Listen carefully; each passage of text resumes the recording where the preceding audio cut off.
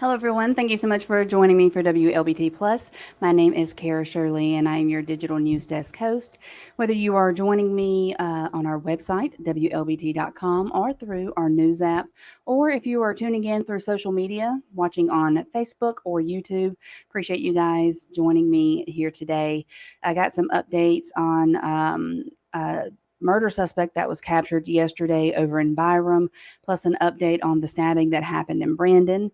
And in just a little bit, we're going to have Peyton Garrison come in. We got a new drought monitor that was released today. She's going to give us an update on what we can expect going into the future here in very hot summertime of Mississippi. So I see a lot of you tuning in here on Facebook and YouTube. I appreciate you guys tuning in. Let me know where you're watching from. We had someone joining us from California yesterday. I think that's pretty cool. In case you have never watched WLBT Plus with me before, you'll learn that it's kind of a different newscast. Call it an interactive type of newscast. You guys are welcome to please leave your comments or questions or anything like that in the comment section here. And if I see them, when I see them, I'll answer them if I can. And if I can't, I will get those answers for you. Linda Walker here is tuning in from Vicksburg. Hello, Linda. Thank you so much. Let's see. We have Beverly McQueen joining us again from Laurel. Hello, Beverly. Gabriel saying, pray for us in Texas. No power. Day 5, no power. My goodness. Yeah, definitely keep you guys in our prayers. It's got to be extremely hot over there. And then we have a Clarissa Thomas joining us from Atlanta, the big ATL. Hello, Clarissa. Thank you so much. Appreciate all of you guys tuning in. Before we jump into the news today, we're going to first take a look outside and show you what it looks like here in the capital city of Jackson. And it's actually quite beautiful outside. Looking at our from our WLBT Skycam over downtown Jackson, beautiful blue skies, nice little sporadic puffy clouds in the sky, lots of sunshine. It is an absolutely beautiful day, but we have a higher humidity today than we have had in the past few days. We've been enjoying some what kind of feels like mild temperatures for us, even though it's been very hot up in the 90s, but without the humidity, it has seemed a little more pleasant outside. However, that humidity is coming back. So make sure if you're spending any time outdoors or without power, like poor Gabriel there in Texas, or whatever it may be that causes you to be out in the heat, make sure that you stay hydrated and you try to find a time to get into a cool environment. Nakia Tanner joining from Hazelhurst. Hello, Nakia. Do appreciate you guys tuning in. So let's go ahead and jump into the news and letting you know about a Jackson murder suspect who was arrested yesterday in Byram. So, Martravius Douglas was taken into custody, and thankfully, he was taken into custody without incident at the Spring Lake Apartments in Byram. This happened yesterday afternoon. So, this is the Three on Your Side exclusive footage showing how many agencies were there on scene to help Jackson police execute a search warrant for Douglas. He was then taken back into JPD custody shortly after his capture. So Douglas was wanted for capital murder in connection to a shooting on January 29th that caused the death of Anthony Davis. And then he was also wanted in connection to the death of Rotavius Greenfield, who was shot and killed here in Jackson just last week. This is a very violent individual. He was barricaded himself inside the apartment complex. We're pretty positive he had several weapons on him. So due to the safety of the officers and of the area, we needed more manpower and extra resources to assist JPD in executing the search warrant. So Martavius did go before a judge today. He was given no bond. He is facing charges of murder and capital murder. Give you guys a little bit of a better look at who he is. Here he is on the screen for you. This is Martavius Douglas. that was arrested. No bond was given to him. Now, authorities also arrested Omarion.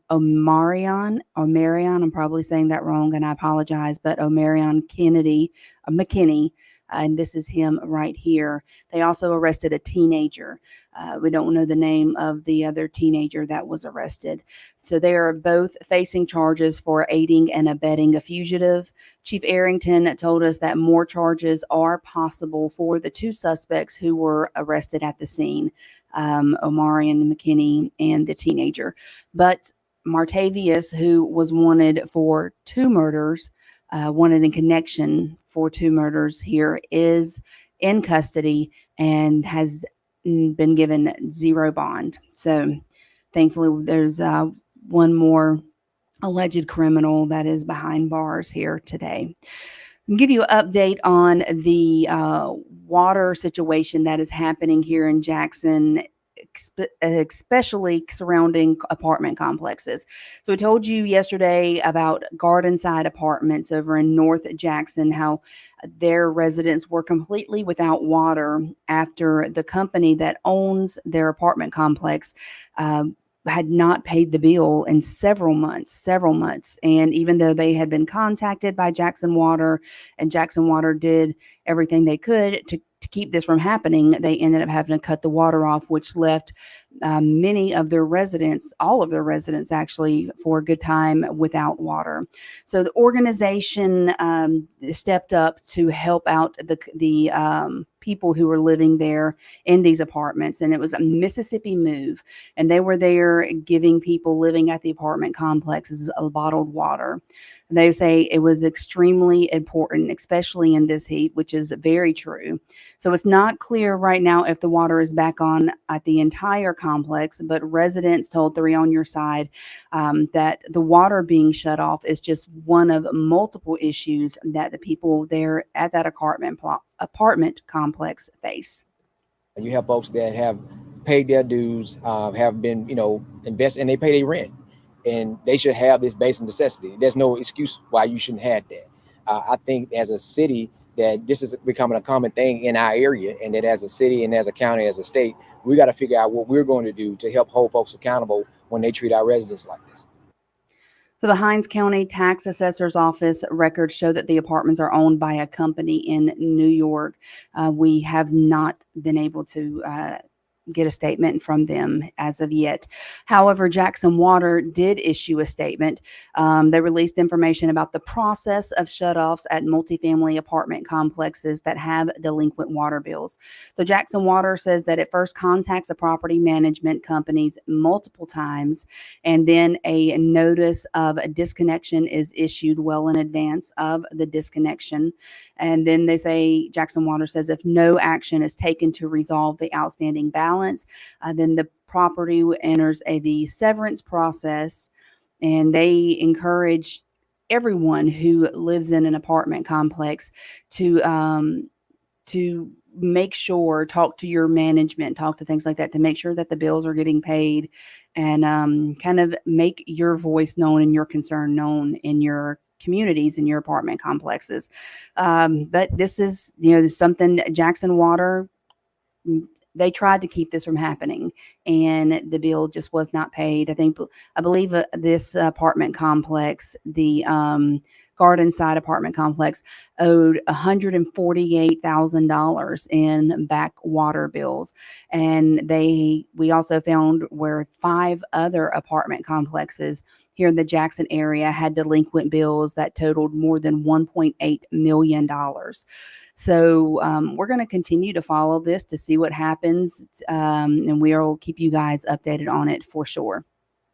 So we told you yesterday here on WLBT Plus, let you know about a man who was stabbed over in Brandon.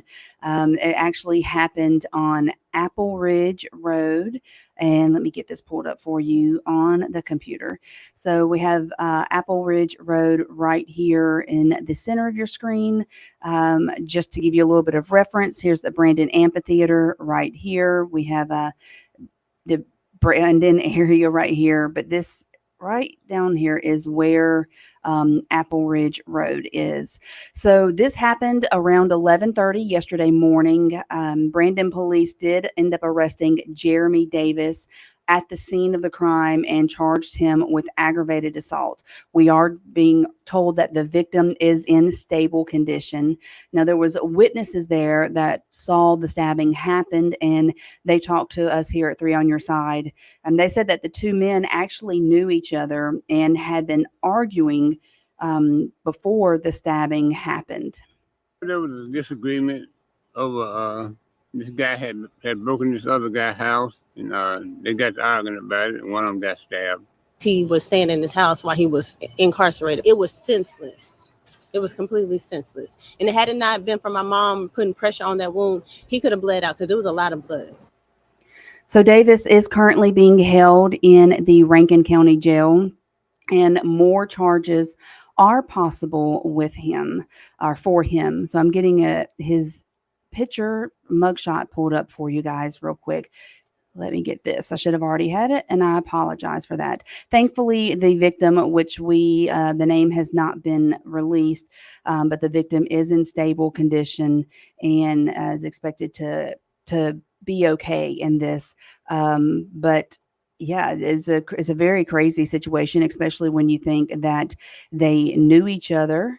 They were familiar with each other, and actually the victim had been living in the man's home, according to witnesses that were there. I've been living in the man's home.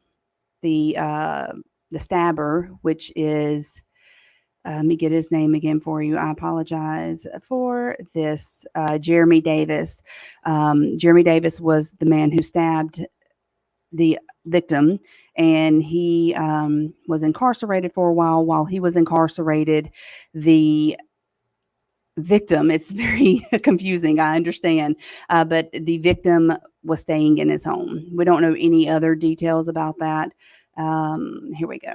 I got his picture for his mugshot pulled up for you guys. I'm sorry. So this is Jeremy Davis. This is the man who was arrested and charged with aggravated assault for stabbing the victim yesterday over there in Brandon. So it's crazy that they knew each other. But, you know, if you think back to press conference that Chief Joseph Wade with Jackson Police Department had this past Monday, he was talking about crimes that are happening here in the capital city. But Chief Wade also spoke on how a lot of times crimes that are happening and crimes that have happened are between people who either have familial relations, a domestic type of situation, or it's people who knew each other, people that are, I guess you could call acquaintances or friends, although, you know, they say a friend stabs you in the back. This man certainly did not stab him in the back, stabbed him in the chest. But Chief Wade did speak on how a lot of these crimes that are happening are between people that know each other. And that's a lot of times, or that is why when situations like this happen, when they're looking for a suspect, they will look at the people closest to the victim to see if they can find that suspect there. But Jeremy Davis is in custody right now, being held at the Rankin County Jail, and more charges are possible for him. We're going to follow this and let you all know about it. Looking here on Facebook, we see Joe, actually, you're joining us here on YouTube. Bells ringing, keys of knowledge. Says the heat and emotions can't control it. You know, that is true. Let's see. Dominic Bridges is joining us in from Brookhaven. Hello, Dominic. Thank you guys so much for tuning in. So we're gonna tell you some good news, something cool that happened yesterday, or didn't happen yesterday, but a press conference about it happened yesterday. So a family from Laurel, a husband and wife who had two little girls, a 3-year-old and a 2-year-old already, suddenly became pregnant with 5 children. The cool thing about this is this was a spontaneous quintuplets. She was not, trying to get pregnant, wasn't taking medication to help her fertilization or anything like that, or fertility or anything like that. She just she spontaneously became pregnant with quintuplets. And it turns out that to spontaneously become pregnant with quintuplets, 5 babies, that is a chance 1 in 60 million. One person in 60 million um, will spontaneously or has a chance of spontaneously becoming pregnant with 5 children. But the babies were born here in Jackson. I believe they were born on Friday, and they were born at the University of Mississippi Medical Center. So the parents, Ashley and Tyler Myers, they named the babies. Actually, let me get this pulled up so you can see them. Here we go. So it's Ashley. I want to make sure I'm saying her name right. Ashley and Tyler Myers, they named their babies Franklin Walker, Carter James, Sailor Kate, Allie Ray, and Nova May. Those are adorable names. Now, these 5 little babies, it's 3 girls and 2 boys. They are going to be joining their big sisters, Paisley and Westland. So the mom and dad said that all 5 babies are in good health and that they had their friends and neighbors rallied around them with donations and gifts and other essentials to help care for so many babies at once. Could you imagine so many babies? I had a hard time with just one at a time. Bless this poor mama's heart. She's going to be busy. She's definitely going to be busy. They also say that they were extremely grateful for their community that surrounded them and for the successful delivery. Like we found out the other day, it seems like, and now they're here.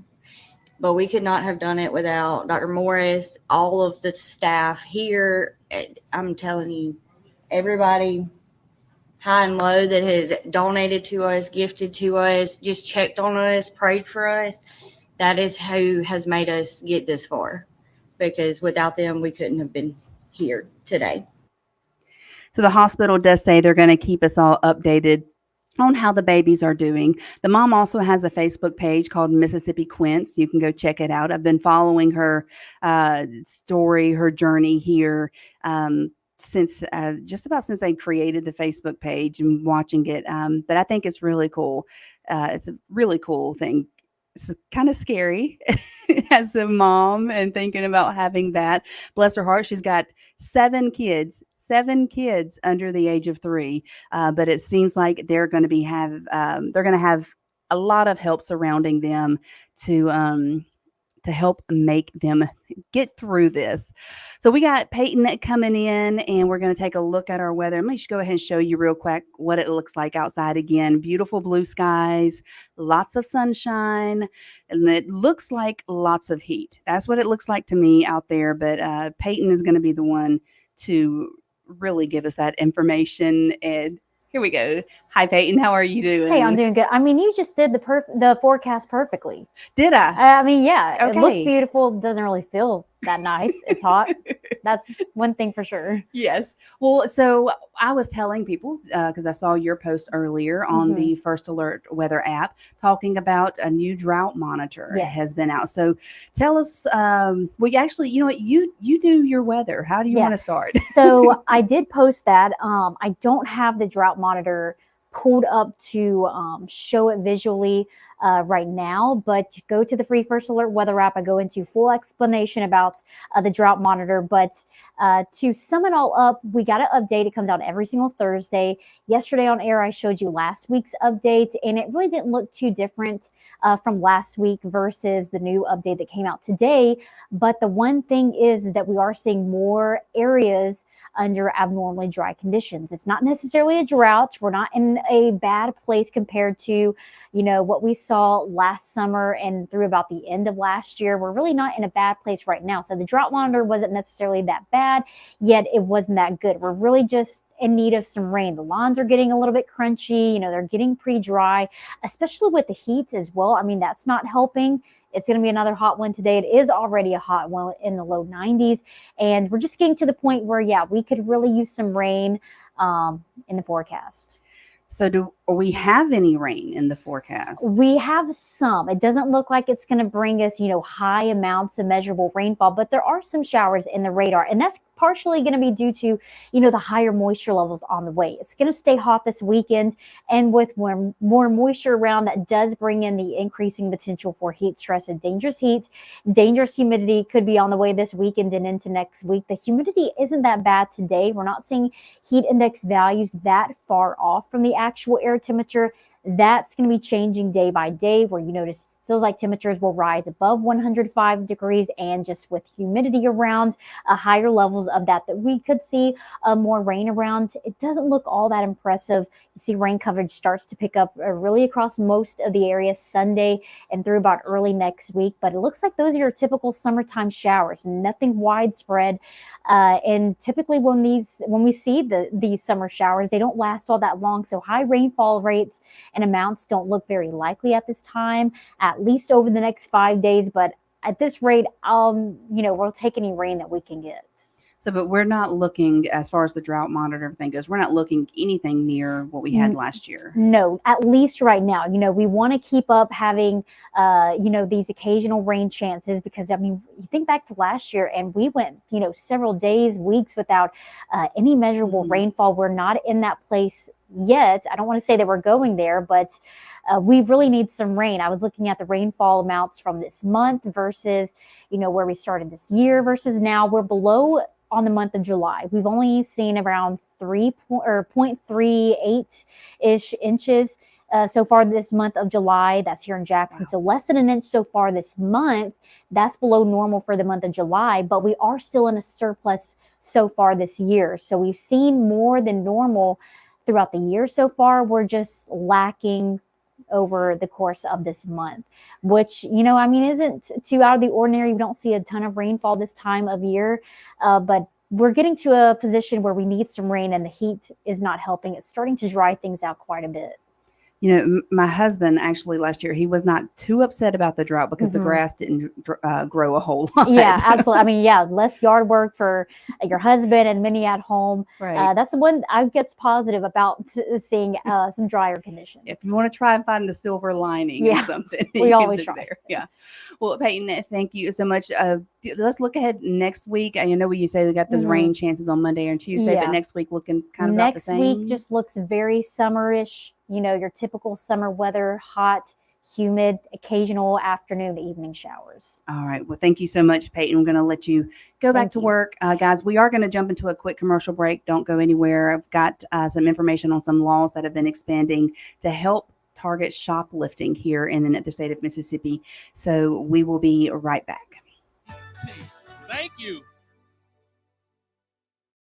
WLBT is on your side. And if it wasn't for you, we still wouldn't have moved. Breaking the most important stories. The court declares a mistrial in the matter of the state of Mississippi versus William Ervin Edwards. The police, they screwed up the investigation because they really didn't investigate. Breaking news that impacts you. Where is it going to stop? Where is it going to stop? We are WLBT, 3 on your side. Mississippi's breaking news leader. And I'm back again. Thank you so much for joining me here on WLBT Plus. My name is Cara Shirley, and I'm your digital news desk host for this different kind of newscast that we have here. It's just on our website and our social media pages, and it gives you guys the chance to kind of interact with us, leaving your comments if you got any questions or anything like that. Earlier, a lot of you were telling me where you were tuning in from. Got some from Texas here, Laurel, Vicksburg, all over the place. I appreciate you guys tuning in for sure. So there is a new state law that is aimed at cracking down on shoplifters. I mentioned this before we cut to a quick commercial break. So what this new law does is it makes it easier for law enforcement to prosecute shoplifters.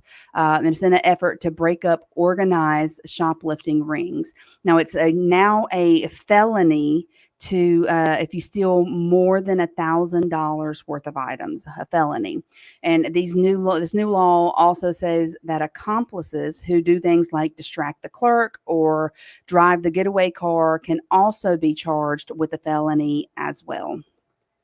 I guess they kind of see it as they was not in the store, so they wasn't a part of it. And a lot of them that see us coming in the parking lot, maybe sitting in the store, in the parking lot rather, and see the patrol cars, and they'll leave.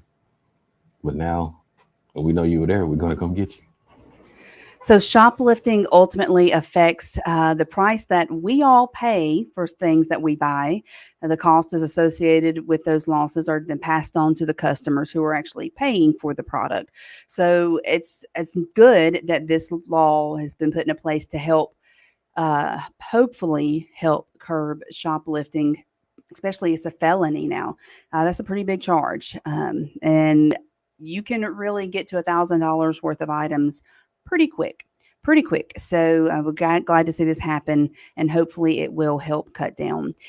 Geraldine Smith joining us here on Facebook. She's joining from Port Gibson, Mississippi. Hello, Geraldine. Thank you so much for tuning in to WLBT Plus.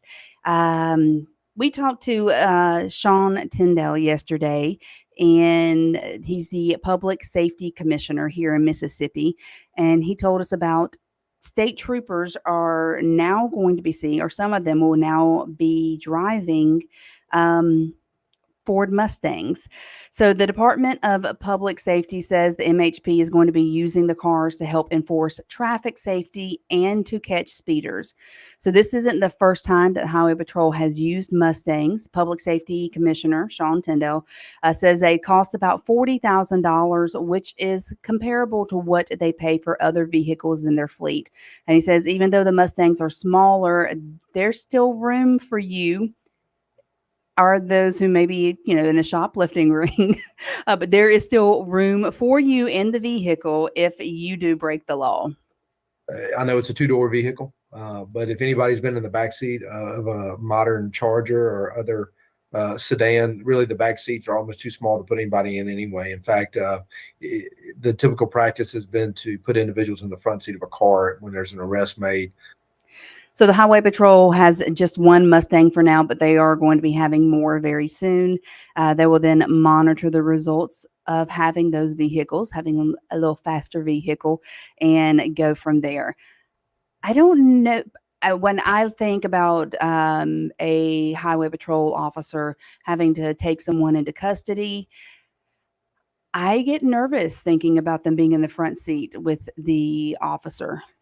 But they say that it's happened, and they say that that's kind of a typical practice now. So maybe it's okay. Maybe they have the passenger seat where it can be gated off, kind of like how they have the back seats in regular patrol cars. I don't know. We'll see. We'll follow it. And if anything happens with this, or there are more Mustangs being purchased, we'll pass that news along to you guys.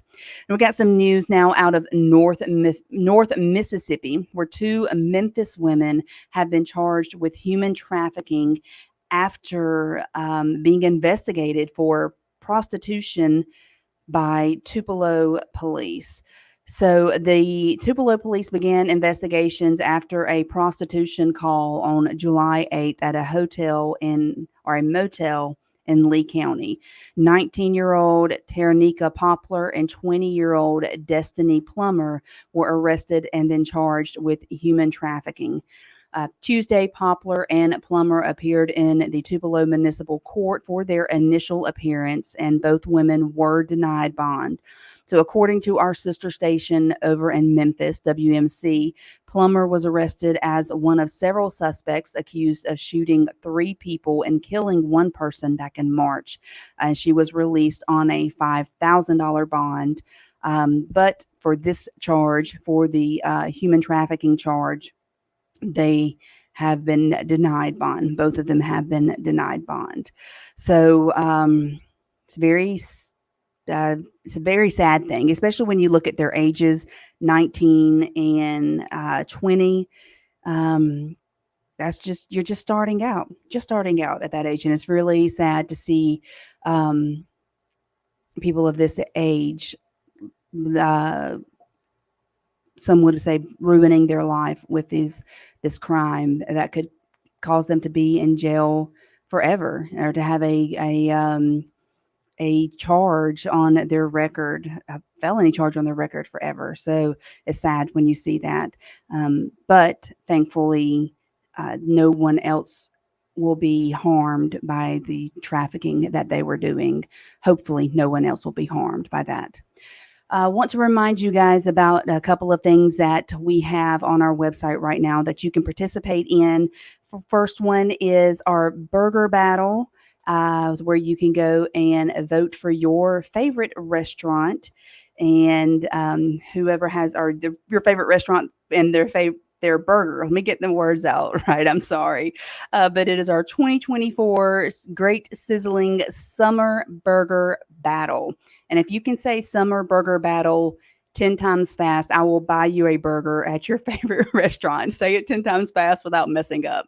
But we have several different rounds in this, and then the top vote getter is going to be announced on July the 30th. You can go there and vote for your favorite restaurant, then come back next week, and then come back next week. We are in the middle of round 1 right now. So go make sure you check out our website, WLBT.com, and vote on your favorite burger place.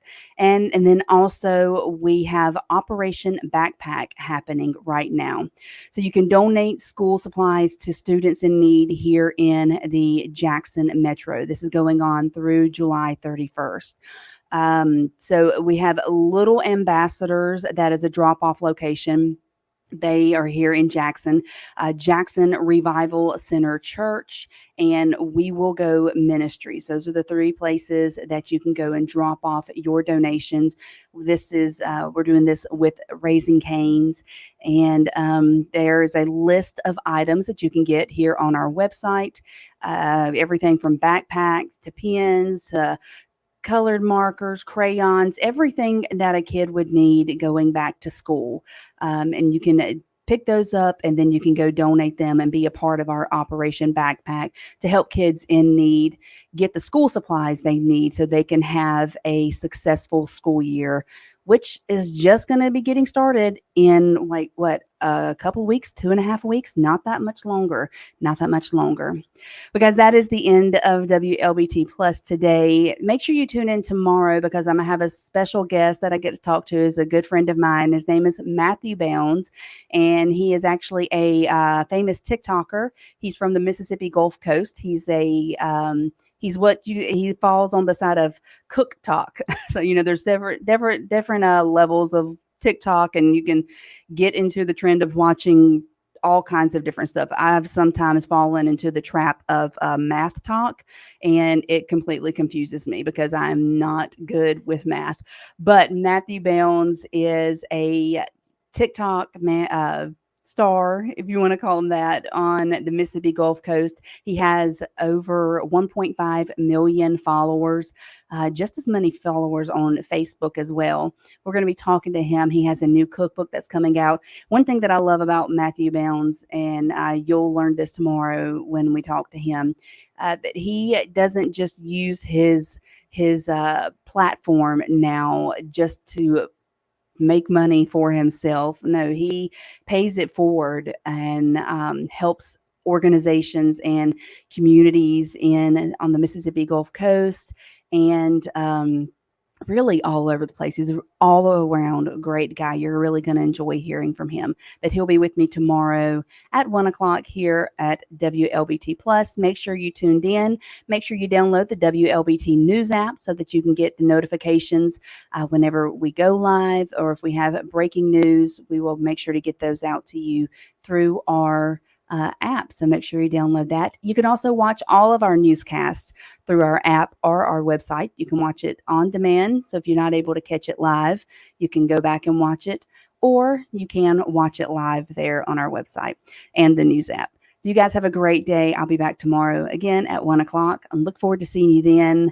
Hope I get to see all of you then, and have a nice day and stay well hydrated if you go outside. Bye, y'all.